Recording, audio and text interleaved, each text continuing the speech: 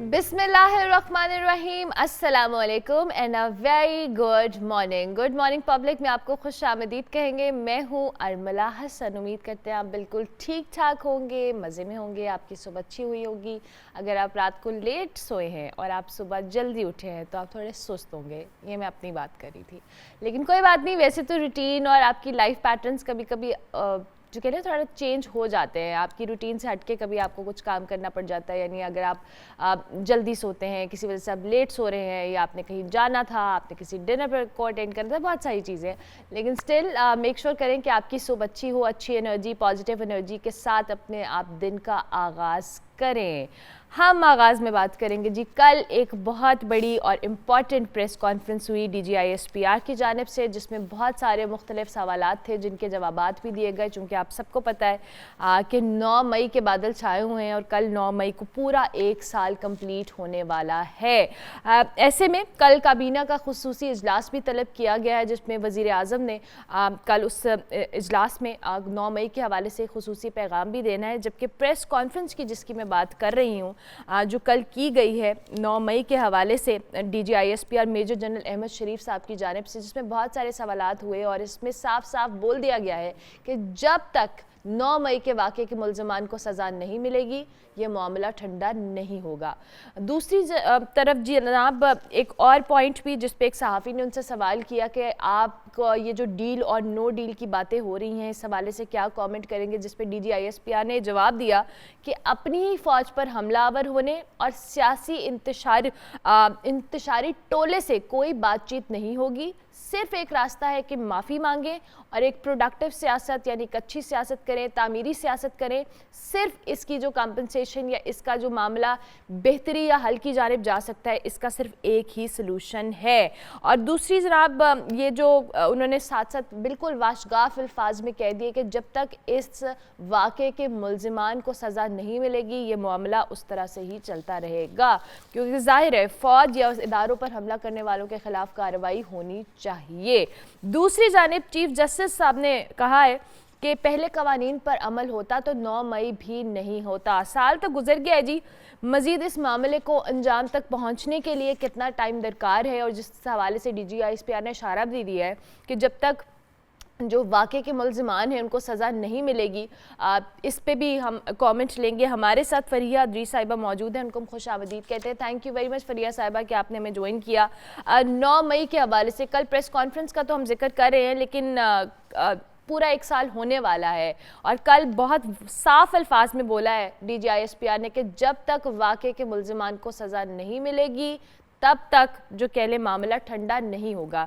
तो ये जो टाइम है, ऑब्वियसली ये प्रोसेस है पूरा जिसमें सज़ा का अमल होता है, कितना आपको लगता है अरसा दरकार होगा कि मामला जो है अपने मंतकी अंजाम को पहुंच सके? बहुत ही अहम नुक्ते पर आकर मैं समझती हूँ कि ये मामला रुक गया है, और वो नुक्ता है 9 मई। 9 मई को ब्लैक डे कहा गया था, और मेरे ख्याल से अब जो प्रेस कॉन्फ्रेंस हुई है उसमें DGISPR ने ये वाज़े किया है कि 9 मई ब्लैक डे था, ब्लैक डे है और ब्लैक डे रहेगा। अब उसमें सियासी पहलू बहुत सारे हम उनको डिस्कस कर सकते हैं, लेकिन अगर हम इसको सिर्फ और सिर्फ मिलिट्री पॉइंट ऑफ व्यू से देखें या आप उसको एक ख़ास जाविये से देखें तो वाज़े तौर पे नज़र आता है कि दुनिया में जहाँ जहाँ पर पब्लिक ओपिनियन, पब्लिक सेंटिमेंट को आपने डायरेक्ट इन कंट्रास्ट किया है अपनी इदारों के साथ, ख़ास तौर पे अपने सिक्योरिटी इदारों के साथ, और ऐसी एग्जांपल्स हैं उन ममालिक में सिर्फ इंतशार हुआ है, उन ममालिक को सिर्फ नुकसान हुआ है, उनकी पब्लिक को नुकसान हुआ है, उनकी तमाम की तमाम आवाम को नुकसान हुआ है। सो इस वजह से इसको ब्लैक डे करार दिया गया है। मसला आकर यहाँ फंस गया है कि एक साइड ये कहती है कि आप इसकी संजीदगी को आप समझ नहीं रहे हैं, आप समझें। दूसरी साइड ये कह रही है कि आप इसके ऊपर इंक्वायरी करा लीजिए, हम समझते हैं कि हम इसमें बिल्कुल बेकसूर हैं। अब जो सच्चाई है ना वो कभी भी ब्लैक एंड वाइट उस तरीके से नहीं होती, उसमें बहुत सारे ग्रे एरियाज़ होते हैं, उनकी तहकीक कैसे होगी। लेकिन ये बात हम कह सकते हैं कि वाज़ेह हो गया है कि जब तक 9 में रिजॉल्व नहीं होता, it has to reach an ultimate conclusion, तो कोई भी बात आगे नहीं बढ़ेगी। और ये बात है PTI को वाज़े तौर पर समझनी पड़ेगी। कल ये बहुत क्लियर मैसेज आ गया है दो के प्रेस कॉन्फ्रेंस के अंदर, कहा है कि मंतकी इंजाम तक ये मामला उस वक्त तक नहीं जाएगा या ठंडा नहीं होगा जब तक ये सजाएं नहीं होंगी। चीफ जस्टिस साहब ने भी कहा है कि पहले कवानीन पर अगर अमल दरामद किया जाता तो 9 मई भी नहीं होता। तो ये तो फिर कहीं ना कहीं डायरेक्टली और इनडायरेक्टली जो हमारा जस्टिस सिस्टम है उसके ऊपर भी एक बहुत भारी जिम्मेदारी है। देखिए मुल्क की जो जस्टिस सिस्टम है उसके अंदर बहुत सारे लूप होल्स हैं। लोअर कोर्ट्स में हम एक अरसे से रो रहे हैं कि क्या वहाँ पे सूरत हाल होती है, मुकदमात की लिस्ट अलग है। और फिर हमने पिछले कई सालों में देखा कि एक बड़ी वाइब्रेंट एग्रेसिव किस्म की सुप्रीम कोर्ट नज़र आई जो कि ऑलमोस्ट पार्टिजान थी। किसी दौर में एक तरफ थी, किसी दौर में एक तरफ थी। जस्टिस काजी फायज़ ईसा वो चीफ जस्टिस है जिनको आने से पहले ही मतराज़ा बनाने की भरपूर कोशिश की गई, उनका रास्ता रोकने की कोशिश की गई। अगेंस्ट ऑल ऑड्स वो चीफ जस्टिस बने हैं और बड़ा उनकी लेगेसी के ऊपर लोगों की नज़रें थी। एक उम्मीद थी कि वो खुद भी अपनी लेगेसी पे बहुत ज़्यादा सेंसिटिव है। मगर ये भी एक तल्ख हकीकत है कि अगर कोई चीफ जस्टिस इतनी जल्दी कंट्रोवर्सी की जद में आए हैं तो वो भी चीफ जस्टिस हमारे मौजूदा है। ख़ास तौर पे बल्ले के निशान वाला जो डिसीजन था इलेक्शन से कुछ दिन पहले, एक जमात से बल्ले का निशान छिन गया। उसके बाद कुछ दीगर मामलात ऐसे थे। फिर एक ख़त आया 6 जजेस की तरफ से जिसमें कहा गया कि हम अंडर प्रेशर हैं, जो कि अभी प्रोब हो रहा है, जिसके बारे में चीफ जस्टिस ये कहते हैं कि उनके ज़माने में कोई शिकायत नहीं आई। असल में तो उनका ज़माना अभी शुरू ही के अवाइल में ही है और उसके बावजूद उसके अंदर इतनी कंट्रोवर्सी आ चुकी है। तो मैं समझती हूँ कि ये सारा दौर एक कंट्रोवर्शियल दौर के तौर पर ही याद किया जाएगा। अच्छा, मौलाना फजल रहमान साहब के हवाले से भी बात हुई कल इस प्रेस कॉन्फ्रेंस के अंदर और DGISPR से सवाल भी हुआ। दो कि कल मौलाना ने एक इंटरव्यू भी दिया हामिद मीर साहब को, लेकिन वो एहतजाजी सियासत की कॉल दे रहे हैं और वो एहतजाज की जानिब जाने का इशारा भी दिया है। तो दूसरी जानिब कल जो सवाल हुआ उसमें DGISPR ने फजल रहमान साहब से मुतल्लिक जो सवाल में कहा है कि सबूत ले आए। तो फजल रहमान साहब का जो अगला रद्द अमल या रिएक्शन क्या होगा, ये जो एहतजाजी सियासत के हवाले से वो सोच रहे हैं ये सियासत होगी या फिर वो सबूत लेकर आएंगे? जो मौलाना फजल रहमान के कैंप से हमारी बात हुई है और बड़ी डिटेल में बात हुई है, हमें बड़ी चारेखाना मूड में नज़र आ रहे हैं मौलाना फजल रहमान। उनका मौक़िफ़ ऑलमोस्ट वही नज़र आ रहा है जो कि हम देख रहे हैं कि PTI का है। धांधली के हवाले से फॉर्म 45, 47 के मामले को वो वैसे ही देखते हैं। ये भी जब हमने उनसे पूछा, क्योंकि PMLN या हुकूमती इत्तेहाद की तरफ से एक तासुर ये था कि जब मौलाना फजल रहमान ये बात कह रहे हैं कि हम धांधली के ख़िलाफ़ हैं, तो उनका इशारा PTI की तरफ है क्योंकि उनसे तो PTI जीती है, बेनिफिशरी वो है।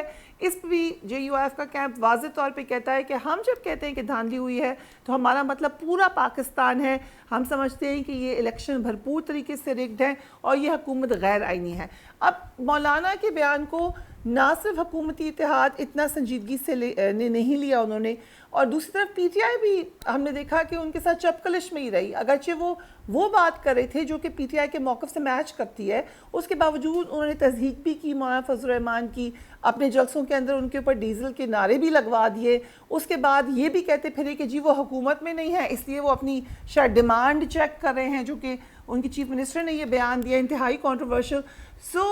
अग्रेशन नज़र आ रही है मौलाना फजल रहमान के बयान में। इरादा कितना है और किस हद तक वो इसको लेकर आगे चलेंगे वो बहुत डिपेंड करता है अपोजिशन उनको कैसे इंगेज करती है। लेकिन मुझे नहीं लगता PTI इस वक्त तक बड़ी संजीदगी से उनको इंगेज करने में कामयाब हुई है। ठीक हो गया वरिया साहिबा। इन द एंड वज़ीर ख़जाना साहब ने वाजे किया है कि इमदाद से सिर्फ स्कूल और हॉस्पिटल्स चलते हैं जबकि मुल्क टैक्सेस से चलता है। और ये आपको भी पता है और हमें भी पता है कि इस मुल्क के अंदर टैक्स कलेक्शन या लोगों को टैक्स नेट के अंदर लेकर आना एक बहुत बड़ा चैलेंज है और अभी तक जितनी भी हुकूमतें आई हैं ये चैलेंज अभी तक उसी तरह से बरकरार है। सो आपको इस स्टेटमेंट पे मैं चाहूँगी आप कमेंट करें और क्या मौजूदा हुकूमत जो टैक्स कलेक्शन का दायरा कार बढ़ाने के हवाले से किसी तरह से कोई खातिर ख्वाह कारकर्दगी दिखा पाई है या आगे इन द फ्यूचर दिखा पाएगी? देखिए, इमदाद के ऊपर तो इन्हिसार कर करके हम यहाँ तक पहुँचे हैं। अब ये तल्ख हकीकत है कि इस वक्त जो पाकिस्तान इमदाद ले रहा है वो इमदाद या कर्जा अपने कर्जे ही वापस करने के लिए ले रहा है। उसको कहाँ आपने खर्च करना है, कैसे मुल्क को आगे लेके जाना है, बहुत सारे इकोनॉमिस्ट से हमने बात की है। ये एक बड़ा पेनफुल प्रोसेस है एक दिन में होने वाला नहीं है। अगर कोई उम्मीद की किरण SIFC के थ्रू है तो वही है, अदरवाइज जो भी इंडिकेशन है, जो भी मामलात हैं, ब्लीक है। आप देखिए स्कैंडल पर स्कैंडल आता है। अभी कुछ अरसे की इंटरम गवर्नमेंट रह की गई है जिसका सोल पर्पस था कि वो इलेक्शन करवाए, और वो भी स्कैंडल की जद में इस वक्त है। हुकूमती अरकान जो कि एक्चुअली एक आपको नज़र आता था कि कोलैबोरेशन है उनके दरमियान और इंटरम गवर्नमेंट के दरमियान, वो ही एक दूसरे पे इल्ज़ामात लगा रहे हैं। जब तक अकाउंटेबिलिटी नहीं रखेंगे, करप्शन फ्री एनवायरनमेंट का तासुर नहीं बनाएंगे। देखिए करप्शन हर जगह होती है, लेकिन इतनी करप्शन का जो तासुर बना हुआ है वो हमेशा इकॉनमी के लिए नुकसानदेह होता है। सो परसेप्शन पे काम करना है, मामलात को ठीक करना है, टैक्सेशन को ठीक करना है, और एक लोगों के अंदर उम्मीद भी दिलाना है। सो it's a long journey ahead for the new finance minister. We can only wish him good luck. Obviously reforms की बात है और बहुत ज़रूरी है। थैंक यू वेरी मच फरिया साहिबा कि आपने अर्ली इन द मॉर्निंग हमें ज्वाइन किया। और जनाब मौजूदा जो सियासी सूरत हाल है, कल की जो प्रेस कॉन्फ्रेंस है और दीगर मामलात पे अपना तज्जिया दे रही थी। हम ब्रेक लेंगे, ब्रेक के बाद वापस आएंगे। आप देखते रहिए गुड मॉर्निंग पब्लिक।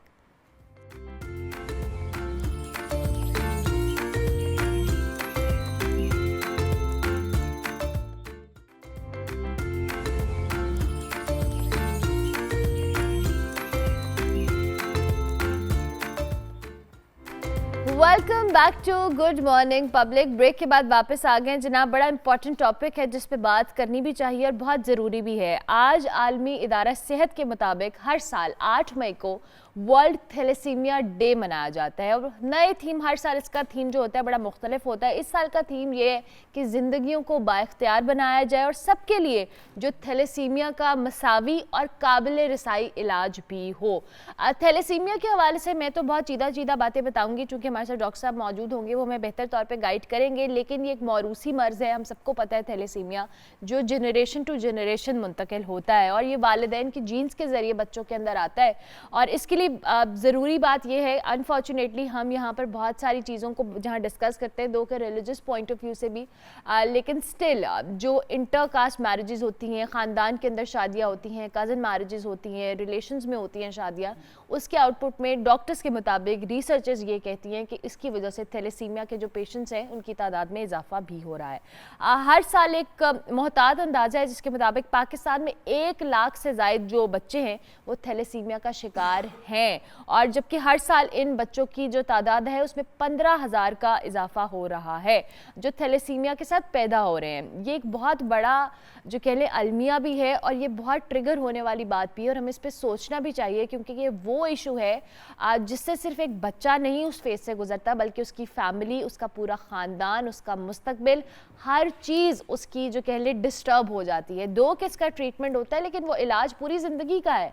बच्चा उसमें जो भी आपका ब्लड ट्रांसफ्यूजन हो रही है, जो चीज़ें हो रही है वो एक प्रोसेस है, और वो प्रोसेस इटसेल्फ इतना पेनफुल है कि हम उसको इमेजिन नहीं कर सकते। और इनकी जो बच्चों की पढ़ाई है, ज़िंदगियां हैं, इनके जो फ्यूचर हैं, इनके करियर्स हैं, वो कहीं ना कहीं बहुत बुरी तरह से मुतासर होते हैं। तो थैलेसीमिया के हवाले से आज बात करने का पर्पस भी यही है कि हम अवेयरनेस दें कि आपने किस तरह से इसको जो कह लें प्रिवेंशन कर सकते हैं, प्रिकॉशनरी मेजर्स क्या ले सकते हैं, शादियों से पहले आपको क्या होना चाहिए, और अगर खुदा न खास्ता कोई बच्चा थैलेसीमिक है उस पर क्या कर सकते हैं। इन सारी चीज़ों को डिस्कस करेंगे। डॉक्टर बशीर अहमद साहब हमारे साथ मौजूद हैं, डायरेक्टर हैं नूर थैलेसीमिया फाउंडेशन के, उनको हम खुशामदीद कहेंगे। Thank you very much doctor साहब, बहुत शुक्रिया आपने ज्वाइन किया। इसके साथ साथ जी ये 3 बहादुर बच्चे हमारे साथ मौजूद हैं और ये बातें सुबह सुबह कम कर रहे हैं, लेकिन मैं कोशिश करूँगी कि मैं इनसे बातें ज़्यादा करूँ। हमारे साथ सबसे पहले तो रहमान है। रहमान अस्सलाम वालेकुम, कैसे हैं आप? मैं ठीक हूँ। बिल्कुल ठीक है, एनर्जी में है फुल। नाश्ता क्या किया था ये बताओ? इसका मतलब नाश्ता नहीं किया है। अच्छा जी, इसके बाद हमारे साथ सुबान है। सुबान अस्सलाम वालेकुम, कैसे हैं आप? ठीक। ठीक है, बिल्कुल ठीक है, ज़बरदस्त। और हमारे साथ मरियम है। मरियम चूँकि बड़ी है तो मरियम के चेहरे की स्माइल बता रही है कि मरियम बहुत एक्साइटेड है। मरियम अस्सलाम वालेकुम, कैसी हैं आप? वालेकुम सलाम, आई एम गुड अल्हम्दुलिल्लाह। मरियम मुझे ये बताएं, आपको हमने ज़्यादा जल्दी तो नहीं उठा दिया? ना। आपको सुबह जल्दी उठने की आदत है? जी। ज़बरदस्त। आपसे गुफ्तगू करेंगे, लेकिन सबसे पहले डॉक्टर साहब गुफ्तगू का आगाज़ करते हैं चूँकि आपके फाउंडेशन के हवाले से भी हम जानेंगे, लेकिन थोड़ा सा हमारे देखने वालों को, ज़ाहिर है बहुत सारे लोग इस बारे में जानते भी हैं कि थैलेसीमिया क्या है, लेकिन बहुत सारे लोगों को थोड़ी टेक्निकलिटीज़ नहीं पता। मैं चाहूँगी हमारे प्लेटफॉर्म से आप थैलेसीमिया या इससे रिलेटेड जो इशूज़ हैं उसको थोड़ा सा एड्रेस कर दें। जी बहुत शुक्रिया। पहले तो आपने इनवाइट किया वर्ल्ड थैलेसीमिया डे के लिहाज से आपके चैनल की जो है मैं समझता हूँ कि बहुत ज़्यादा मैं उसको अप्रिशिएट करूँगा, क्योंकि ये एक ऐसा एक इशू है जिसको हमें बहुत ज़्यादा हाईलाइट करने की ज़रूरत है। ये भी उतना हाईलाइट नहीं किया गया और इसकी सीरियसनेस को इतनी संजीदगी से नहीं लिया गया जितना हमें लेना चाहिए। ये बेसिकली एक मौरूसी मर्ज़ है जो वालिदैन से बच्चों में मुंतकिल होता है। यानी कि जब बच्चा पैदा होता है तो वो इस बीमारी के साथ पैदा होता है, और ये प्रॉब्लम ये होती है कि इसमें पैदाइशी तौर पे बच्चा जब पैदा हुआ है तो उसमें अपने रेड ब्लड सेल्स बनाने की एबिलिटी और वो सलाहियत मौजूद नहीं होती। और इस तरह के बच्चे को अनफॉर्चुनेटली थ्रू आउट लाइफ जो है दूसरे के ब्लड का वो मरहून मन्नत होता है अपनी सर्वाइवल के लिए। बिल्कुल ऐसा ही है। मतलब उसको अगर किसी दूसरे डोनर के रेड ब्लड सेल्स मिलते रहेंगे तो वो सर्वाइव करेगा, अदरवाइज़ उसका सर्वाइवल जो है वो बहुत मुश्किल हो जाता है। और इसमें ये है कि अक्सर हमारे यहाँ जो लोग शिकायत करते हैं कि जी हमें इसका पता नहीं चलता, हालांकि ये बहुत इजीली इसको हम वही बात है कि थ्रू अवेयरनेस पेरेंट्स को बता सकते हैं कि जब आपका बच्चा जो है वो जो नॉर्मल माइलस्टोन्स हम एक्सपेक्ट करते हैं कि इतनी देर में बच्चे को बैठना चाहिए, इस एज में जो है ना उसको चलना चाहिए, इस एज में ये उसकी फ़िज़िकल एक्टिविटीज़ होनी चाहिए, तो वो अगर उसके माइलस्टोन्स नॉर्मल बच्चे से डिले हो रहे हैं और साथ साथ ये कि बच्चे में रिपीटेड इन्फेक्शंस हो जाती हैं, मतलब ये कि उनमें क्योंकि एनीमिक होते हैं, रेड ब्लड सेल्स कम होते हैं, तो ऐसे बच्चे जो है उनकी आंखें आप देखेंगे तो जो इसका वाइट पार्ट होता है आँख का वो येलोइश होता है, स्क्लीरा येलो होता है। और उसके अलावा ये है कि उसको इसी तरह से बुखार होना और इस तरह की इन्फेक्शन जो है ना इसकी इम्यूनिटी बहुत कम होती है। तो बेहतर है कि उसमें बहुत ईजी टेस्ट होता है जिसको हम बोलते हैं CBC, और वो कोई इतना एक्सपेंसिव नहीं होता, तो उसको फौरी तौर पे ऐसे बच्चे का जो है ना वो देखना चाहिए कि उसमें उसका हीमोग्लोबिन लेवल कितना है, क्या है। अगर वो नॉर्मल CBC एक टेस्ट है जो आप टेस्ट किसी भी है जी, किसी भी लैब से आप करवा सकते हैं, या फिर हमारे जैसे इदारे जिस तरह हमारे नूर थैलेसीमिया फाउंडेशन में हम ये सारी सर्विसेज फ्री में देते हैं। जो जी बिल्कुल, उसमें ये है कि अब हमारे पास माशाल्लाह से कोई 637 रजिस्टर्ड पेशेंट हैं जिनको अल्हम्दुलिल्लाह ये है कि जो सबसे ज़रूरी चीज़ है बच्चों के लिए, जैसे मैंने अर्ज़ किया, वो ब्लड है। तो वो ब्लड मुहैया करना, उसके लिए हम जो है कॉलेजेस में, यूनिवर्सिटी में, इंडस्ट्री में, पुलिस लाइंस में हम ब्लड कैंप्स करते हैं, बच्चों के लिए ब्लड कलेक्ट करते हैं। दूसरा फिर इनमें एक इशू ये आता है कि जब इनमें ब्लड ट्रांसफ्यूजन हम करते हैं, इंतकाल खून करते हैं, तो इनमें ये होता है कि इनका आयरन लेवल जो है नॉर्मल बच्चों से ज़्यादा होता चला जाता है। ज़ाहिर है, मतलब नॉर्मली ये है कि अगर एक नॉर्मल पर्सन में इस 200-300 लाइक दैट, तो it may go up to 400-5,000 like that in such children. फिर वो भी एक इत्सल्फ एक मसला है कि बहुत बड़ा मसला है जी। वो अगर इतना आयरन ओवरलोड होता है तो वो अगर किसी भी आर्गन में चला जाता है, सपोज किडनीज में चला जाता है, लिवर में चला जाता है, डैमेज करेगा और वो आर्गन फेलियर हो जाता है। मतलब ऐसे अगर आप इन चीज़ों को भी बैलेंस रखना है, एंड दैट्स वेरी इंपॉर्टेंट। सब मैं ज़रूर चाहूँगी कि जो कि आपने बात की है कि बच्चों के अंदर ये सिम्टम्स आते हैं, लेकिन क्या मोस्टली बच्चे बाय बर्थ इस इशू के साथ होते हैं या बड़े होकर भी ये चांसेस होते हैं कि वो इस चीज़ का शिकार हो सकते हैं या थैलेसीमिया हो सकता है? जी ये तो मैं अर्ज कर रहा हूँ ना कि थैलेसीमिया मेजर जो है ये तो इनहेरिटेड है, ये तो बच्चा पैदा ही इस बीमारी के साथ होता है। लेकिन एक थैलेसीमिया माइनर है, वो कुछ चीज़ें कुछ इस तरह से ब्लड लॉस हुआ है या कोई इस तरह से हुआ है, तो कोई और इस तरह की एनीमिक टाइप है कि उसमें और उसकी रेशो बहुत कम है, उसकी बहुत कम है, और दैट इज़ 100% क्योरेबल। अच्छा, वो कि फूड आप इस तरह से आयरन सप्लीमेंट्स वगैरह देते हैं या इस तरह के फूड्स वगैरह से वो क्योरेबल है। लेकिन ये जो है ये तो throughout life they are dependent on the blood for the others. ठीक है, मैं ज़रा इन बच्चों से भी बात करूं। अच्छा, तो रहमान मुझे ये बताएं कौन सी क्लास में जाते हैं आप? मैं 1 में। 1 क्लास में जाते हैं। तो जब आप स्कूल जाते हैं तो आपके फ्रेंड्स के साथ सबसे जो आप बैठते हैं जिसके साथ, वो आपका बेस्ट फ्रेंड कौन है? नाम भूल गए आप? कौन है? मुकीत। क्या नाम है? मुकीत। लड़ते तो नहीं है मुकीत से? अच्छा, अभी हम रहमान से ऑफेयर पूछ रहे थे कि आपकी बहन है, तो उसने कहा हाँ। मैंने कहा आप लड़ते हो? कहते नहीं, वो छोटी है। तो आप छोटी बहन से लड़ते तो नहीं हो? क्या नाम है उसका? मीज़ा। मीज़ा। अच्छा, मुझे थोड़ा सा बताइए, नूर फाउंडेशन का डॉक्टर साहब बच्चे आते हैं वहाँ पे ही आते हैं, और इनकी कितने टाइम बाद ट्रांसफ्यूजन होती है? इसमें मैम डिपेंड करता है। छोटे बच्चे जो होते हैं ना उनको तो नॉर्मली आफ्टर 3 वीक्स जो है ना ब्लड ट्रांसफ्यूजन की ज़रूरत है, 3 के बाद। लेकिन जैसे जैसे बच्चा ग्रो करता है, स्कूल गोइंग होता है, तो फिर उसकी फ़िज़िकल नीड्स बढ़ती हैं, तो वो ही माइट नीड आफ्टर 14 डेज़। अच्छा, ड्यूरेशन कम होता है जी, sometime once in a week. और ये कितना लंबा प्रोसेस होता है ब्लड ट्रांसफ्यूजन? 3 से 4 घंटे का। 3 से 4, and it's painful? Yes It's very every time जो है ना वो नीडल प्रिक होनी है, और बच्चा ज़ाहिर है वो उसके बारे में शुरू में तो बच्चे आते तो बहुत ज़्यादा डरे होते हैं हर दफ़ा ज़ाहिर है, they लेकिन get used to it, Used to ज़ाहिर है it. उनको आदत पड़ हाँ जाती 2-3 हफ्ते के बाद फिर ज़ाहिर है उनको इस प्रोसेस से गुजरना हाँ, पड़ता है, हाँ। तो फिर ज़रा यूज टू हो जाते हैं, लेकिन शुरू में बहुत डरे होते हैं, लेकिन अगेन इट्स मैं पेनफुल। मैं ज़रा सुबान से भी पूछ लूँ। सुबान बिल्कुल चुप है, फिर मैं मरियम की जानिब भी आती हूँ। सुबान आप चुप क्यों हैं? क्या हुआ है? कुछ हुआ है? कैसे हैं आप? ठीक हैं? कौन सी क्लास में आप? 1 आप भी 1 में? आप क्लास फेलो हैं दोनों या अलग अलग स्कूल में जाते हैं? अलग अलग अलग अलग जाते हैं। आपका बेस्ट फ्रेंड कौन है? अली रज़ा अली रज़ा। लड़ते तो नहीं हो उससे? शेयर करते हो लंच बॉक्स उसके साथ? Very good.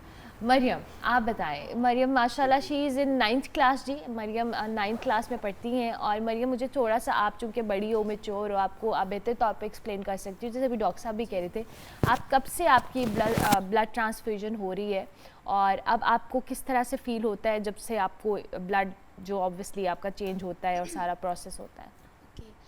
मैं 6 मंथ की थी जब मुझे ब्लड लगना शुरू हुआ। 6 मंथ 6 मंथ की। ठीक है। एंड माशाल्लाह मैं अभी 15 इयर्स की हूँ। माशाल्लाह। सो अब मतलब जब ऑब्वियसली शुरू में जब ब्लड लगता है तब बहुत पेनफुल वो प्रोसीजर होता है ज़ाहिर और है। उससे गुजरना आसान नहीं होता बिल्कुल एक ऐसा है। बच्चे के लिए। सो अब जैसे डॉक्टर साहब ने भी कहा कि जैसे जैसे बच्चा ग्रो होता है, बड़ा होता है, तब वो इस चीज़ का आदी हो जाता आप है। यूज्ड टू हो अब जाते हम हो? बहुत यूज टू हो गए हैं। मतलब 3 मरतबा प्रिक हो जाए, आईवीज़ 2 मरतबा प्रिक हो जाएं, फ़िल्टर कोई प्रॉब्लम करे, ब्लड कोई प्रॉब्लम करे, तो फिर पता है कि ये कोई हैंडल बात नहीं, हो नॉर्मल जाएगा, है, हो हैंडल जाएगा। हो जाएगा। हाँ। हम नहीं करना है, डॉक्टर्स हैं हमारे हैंडल करने के लिए। सो उन पे बिलीव रखते अब हैं। आप करती हो। अच्छा मुझे ये बताओ कि ज़ाहिर है आपका कितने अरसे बाद ब्लड चेंज होता है? अब मेरी एज 15 है, सो मुझे ब्लड की ज़्यादा ज़रूरत होती है। ठीक है। 2 बैग से मेरे 15 डेज़ गुजरते हैं। 2 बैग से आपके 15 जी। डेज गुजरते हैं। ओके। समटाइम्स ऐसा होता है कि 2 बैग से भी नहीं पूरी होती। Okay. जब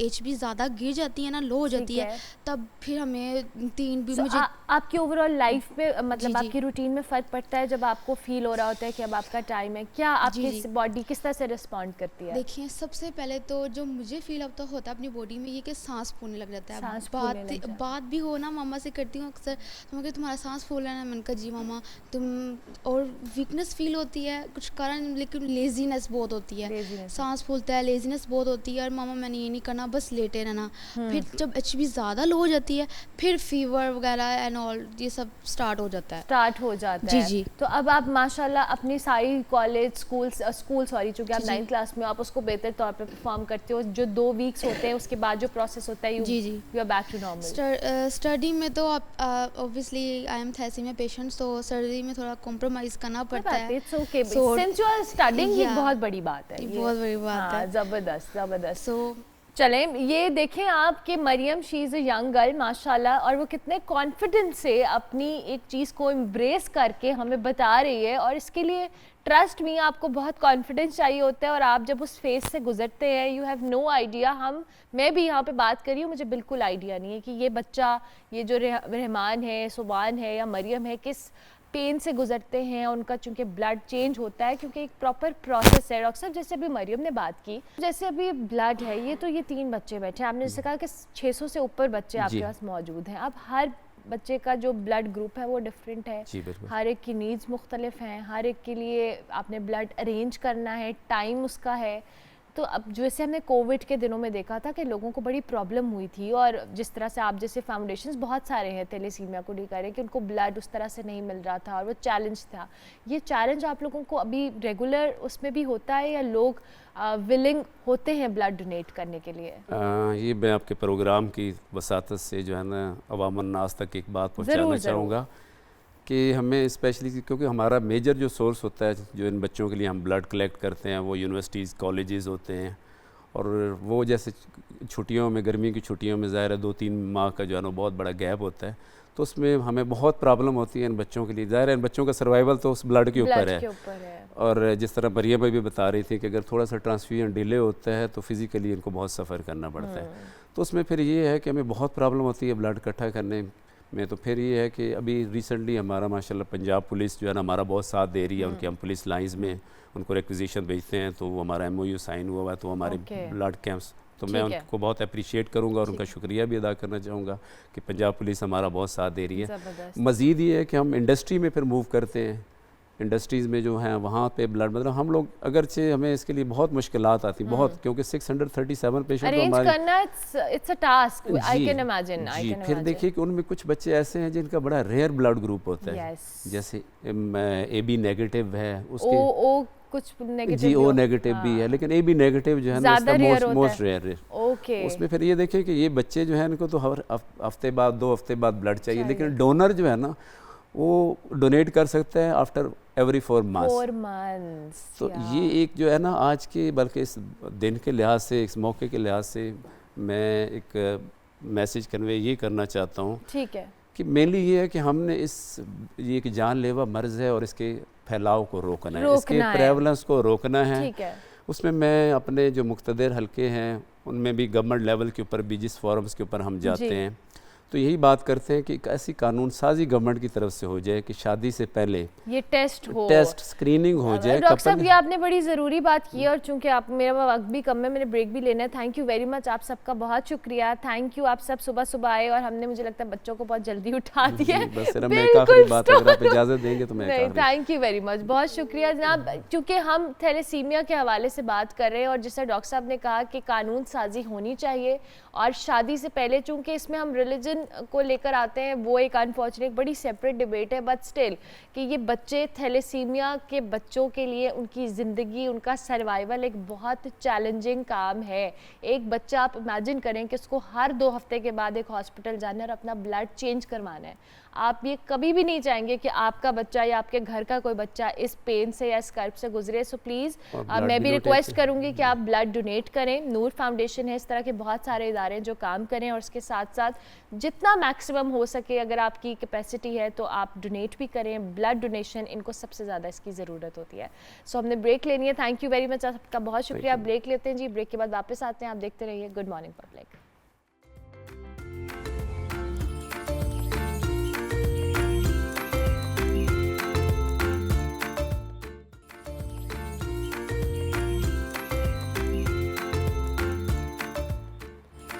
welcome back to good morning public. Program का बिल्कुल आखिरी हिस्सा, अब हमारा सेगमेंट है द हिट किड। आपको पता है कि बच्चों को मसरूफ़ रखने के लिए पेरेंट्स के लिए बहुत चैलेंजिंग होता है कि वो किस तरह से अपने बच्चों को बिजी रखें। आज हम आपको एक ऐसी जगह लेके जा रहे हैं जो कि है जी एक इदारा, जहाँ पे जो टैलेंट वैली के नाम से इदारा है, और यहाँ पर मुख्तलिफ एक्टिविटीज़ कराई जाती हैं। उस एक्टिविटीज़ में क्या होता है, किस तरह से अपने बच्चों को आप मसरूफ़ रख सकते हैं और हेल्दी एक्टिविटीज़ में उनको एंगेज कर सकते हैं। आप जाएं इस टैलेंट वैली के अंदर, आप देखें और आपको खुद भी मज़ा आएगा कि आपकी जेब पे भी वो चीज़ भारी नहीं पड़ेगी और बच्चे भी कुछ अच्छा सीख लेंगे। सो आप ये सेगमेंट देखें और एंजॉय करें।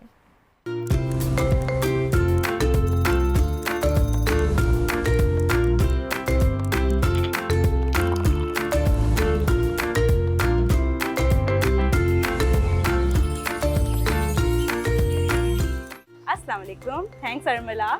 This is talent valley. I am Iman Fatima और ये मैं रन करती हूँ अपनी मदर के साथ। She is Hasan Fatima, NCE graduate की हैं, गोल्ड मेडलिस्ट हैं इंटरनेशनल नेशनल।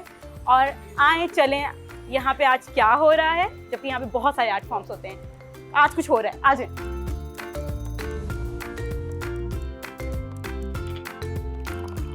कैसा चल रहा है, दिखाएं क्या किए हैं यहाँ पे। मेरा ये वक्त के साथ अच्छा नहीं, इसको ना, इसको साथ में आपको मैंने बोला था कि बेस ज़रूर दीजिएगा इसका, ठीक है ना। यहाँ पे अगर बेस रखेंगे ना तभी ये स्टेबल हो सकेगा। कब तक स्लैब बनती है? 5 मिनट तक। हाँ, ये स्लैब बन चुकी है। नहीं लेकिन नहीं, जो आपने किसमें स्लैब नहीं बनाना है, नहीं, उसके लिए आपको पेपर रखना पड़ेगा। मेरे कपड़े गंदे हो रहे हैं, हाथ भी, एप्रन चाहिए होगा। अच्छा ठीक है, अब हम क्या कर रहे हैं कि हम स्लैब मेथड कर रहे हैं। यहाँ पे पॉटरी वर्कशॉप हो रही है। सो अभी हम स्लैब मेथड सिखा रहे हैं यहाँ पे।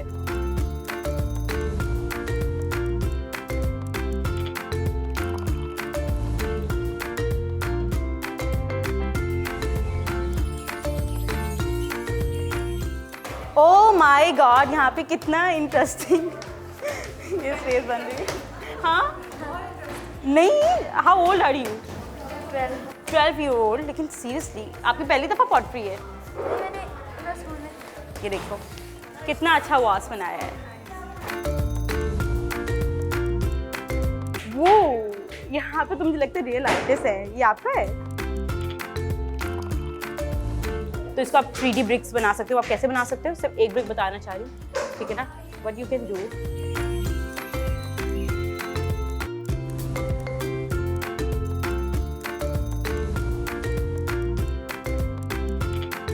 अच्छा नहीं, this is very nice, is very fine, ठीक है। ये हमारा कॉयल हो गया, ठीक है, आप लोगों की कॉयल हो गया हमने।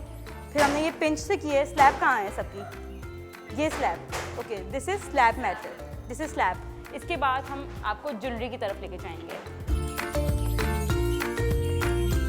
अभी आप देख रहे हैं इस टेबल में क्या हो रहा है, और इस टेबल में हम पॉटरी कर रहे हैं। ये सब के सब पहली दफ़ा पॉटरी कर रहे हैं, और यहाँ पे हम हैंड बिल्डिंग टेक्निक जो पॉटरी में होती है वो करवा रहे हैं, जिसमें हमारे पास कॉयल मेथड आ रहा है। कॉयल कितना अच्छा बनाया आपने, पहली दफ़ा कॉयल बनाया है, ठीक है। This is pinching method, pinch method से बनाया, इट्स अगेन फर्स्ट टाइम। बहुत अच्छा काम है आपका, क्या नाम है? हंसा का। और साथ में हमारे पास ये स्लैब मेथड से हमारे जो लीव्स होते हैं, जो सबसे ज़्यादा हम जाते हैं दुकानों में और कहते हैं ये हमें चाहिए, तो ये हम लीव्स बनाना सिखा रहे हैं। अगेन इसको मोल्ड कर सकते हैं, डिफरेंट आपके ऊपर है कि आपने किस तरह करना है। तो इस टेबल पे आप घुमा के देखें, डिफरेंट एज ग्रुप हैं, और ये कॉयल, स्लैब और पिंचिंग मेथड जो हैंड बिल्डिंग टेक्निक्स के बेसिक मेथड्स हैं वो कर रहे हैं। पॉटरी में आपके पास डेकोरेशन पीसेस, आपके पास जो कप्स होते हैं जिसमें आप खाना खा रहे हैं, ठीक है, चाय के कप, और डिफरेंट, और उसमें आपके अब तो आर्ट एग्जीबिशंस भी होती हैं। और पॉटरी में सिर्फ क्रॉकरीज नहीं है, उसमें आपके डेकोरेशन आर्ट पीस हैं। It can be 6, 8, 9 feet long as well. उसमें डिफरेंट टेक्निक्स होती हैं ग्लेजिंग की, जो कि आप सीखते हो। कुमार तो सिर्फ एक पॉट बना रहा होता है और बेसिक चीज़ हो रही होती हैं, लेकिन अब जो आर्टिस्ट है, अगर आप इसकी पूरी डिग्री करो तो आप इसमें ऐसे अमेजिंग पीसेस निकाल सकते हैं। जैसे आप देख रहे हैं कि हम यहाँ पे, अभी मैं इंस्ट्रक्शन देके गई थी, और पहले 2D था, अब this is now 3D। I am so proud of my participant. पहली दफ़ा बिगनर में ये काम 3D निकालना, इट्स लिटिल डिफ़िकल्ट। लेकिन जिस तरह हम जब भी सिरेमिक में हम बात करते हैं, काम करते हैं, तो हम कहते हैं कि 2D से निकलें, 3D में आएँ। अगेन 2D में भी आप रह सकते हैं, लेकिन 3D का अपना ही मज़ा होता है जब एक 3D पीस आपके हाथ में आता है और आप उसको काम करते हैं। 3D पीस इज़ समथिंग जो कि स्पेस कर रही है, और ड्राइंग इज़ 2D जिसका कोई डेप्थ नहीं है। सो I love it. Do you love it? Yeah. So it's good work. मैं टैलेंट वैली में पिछले 6 महीने से आ रही हूँ, और मैंने यहाँ पे ड्राइंग पहले सीखी है, उसके बाद मैंने यहाँ पे सेरामिक्स ही सीखा है। It's been a great experience. मैं हमेशा से सीखना चाहती थी, और मैं ढूंढ रही थी ऐसी कोई जगह जहाँ पे मैं सेरामिक्स सीख सकूँ। मुझे तीनों हैंड प्रैक्टिसिंग वाले मेथड्स आते हैं, स्लैब मेथड आता है, पिंचिंग मेथड भी आता है, और हम कॉयल मेथड भी आता है, और व्हील भी करना आता है। तो ये सब कुछ मैंने यहीं से ही सीखा। टैलेंट वैली बहुत अच्छा काम कर रही है। There are a lot of opportunities जो आपको कहीं और नहीं मिलती, लेकिन यहाँ पे मिलती है। और यहाँ पे आपको प्रॉपर टीचर्स मिलते हैं, यहाँ पे आपको प्रॉपर टाइम दिया जाता है। जो यहाँ पर अगर आप आ जाओ ना, आप कुछ ना कुछ तो सीख के ज़रूर जाते हैं। एक चीज़ मैंने समझ लिया है कि आर्ट को लर्न करने के लिए कोई एज ग्रुप रिक्वायर्ड नहीं है, बिकॉज अभी अगर आपने देखा होगा, अंदर एक 7 साल की बच्ची भी है, यहाँ पे बड़े भी हैं, कोई एज ग्रुप रिक्वायर्ड नहीं है। यू कैन लर्न आर्ट किसी भी एज में। My mother is an artist, मैं भी आर्टिस्ट हूँ, मेरी बहना भी आर्टिस्ट है, तो हम लोग की पूरी फैमिली आर्ट से भरी हुई है। तो हमने सोचा कि क्यों ना एक ऐसी स्पेस बनाएं जो कि वन स्टॉप हो सारे टैलेंट का। तो यहाँ पे हम हर तरह का टैलेंट पढ़ाते हैं।